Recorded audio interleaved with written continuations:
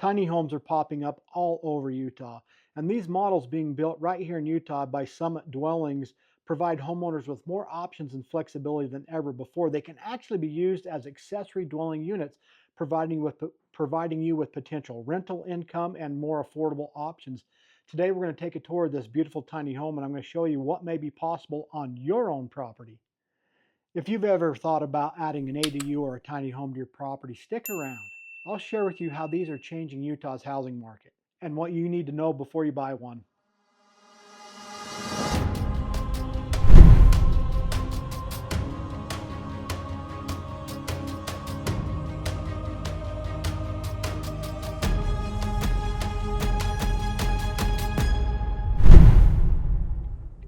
All right, tiny homes are popping up all over Utah, and they aren't just cute little cabins anymore. They are beautiful homes. They can be used as accessory dwelling units. They can really help people with affordability, some rental income, all kinds of awesome things. These tiny homes here are being built right here in Mapleton, Utah.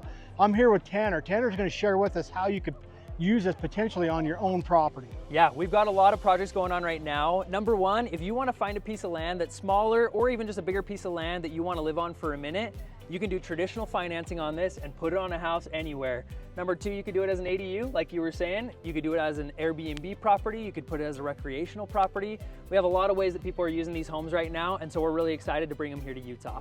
Do you know what some of the city requirements are for ADUs? Yeah, you've got to abide by the setbacks. Every city has setback laws. So on the outside of your home, the property line, you might have to be 5 to 10 feet away from the property line, and then on the back side, anywhere from 10 to 20 feet, usually off the property line.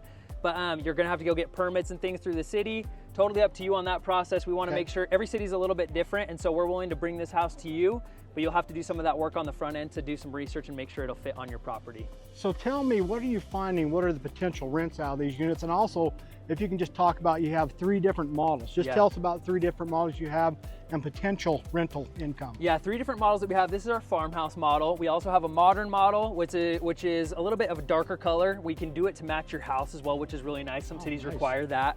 And then the modern model also has a wood accent here onto this right-hand side, which is really nice.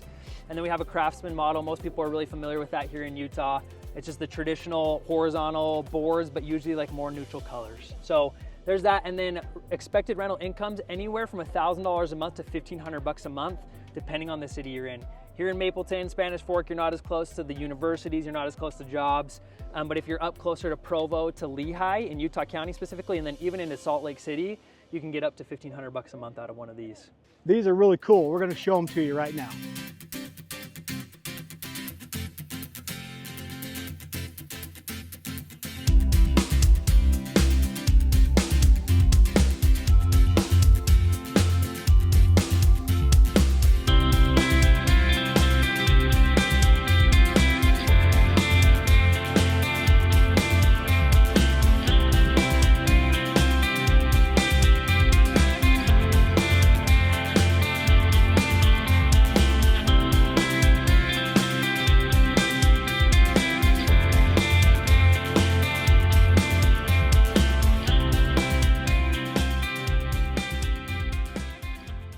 Okay, let me educate you a little bit on what tiny homes are. Tiny homes are typically under 400 square feet.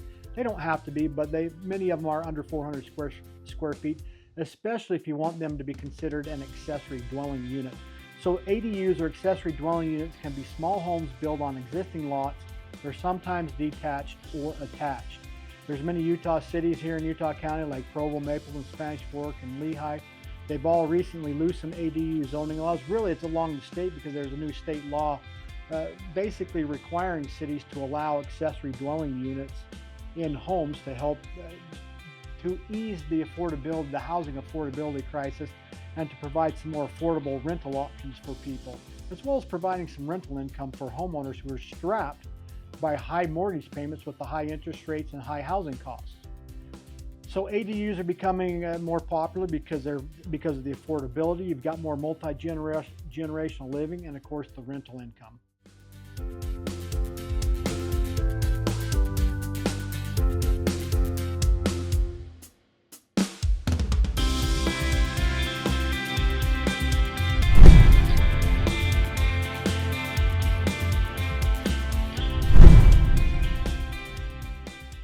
So once again, why consider an ADU? Let me just talk about some of the talking points here. One, ADUs can increase your property value and they can provide potential rental income.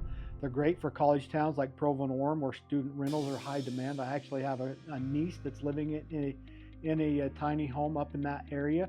It also allows for aging parents or adult children to live close without sharing the same roof.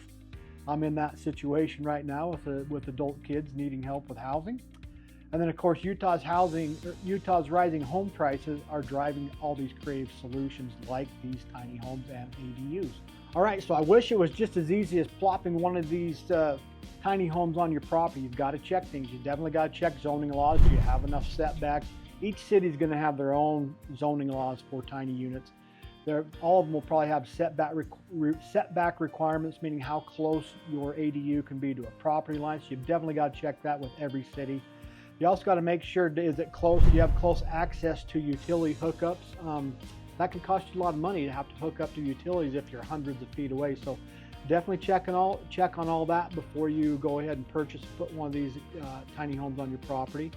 You want to also check out financing. Not every bank's going to lend on those, and we definitely have those that we can recommend to you that will help with financing for tiny homes. And also, if a property is within an HOA or homeowners association, there might be restrictions on tiny homes. So all that needs to be checked out before you add a tiny home to your property. So there you have it, Utah's newest take on housing, tiny homes that double as accessory dwelling units. So whether you're looking to downsize, add rental income, or just have family closer, these tiny homes are an exciting solution to the housing crisis here in Utah Valley. As always, guys, if you want to know more information about tiny homes and accessory dwelling units, reach out to me. Give me a call, 801-361-4860. I'd love to go over with you all the options on putting a tiny home on your property. Again, I'm Scott Walters with Best USA Realty. I am your Utah YouTubing realtor, talking all things work, life, and live, sleep, eat, work, and play here in Utah. Don't forget to like, subscribe, and tap on that notification bell so you can stay current every time I drop another video about living in Utah. And if you're looking to move to the area, I have a free relocation guide. There's a link to it in the description down below. Or if you're a buyer and you want to know all the ins and outs of buying a home here in Utah, go grab my free buyer's guide. There's a link for that in the description down below as well. And with that, we will catch you on the next video.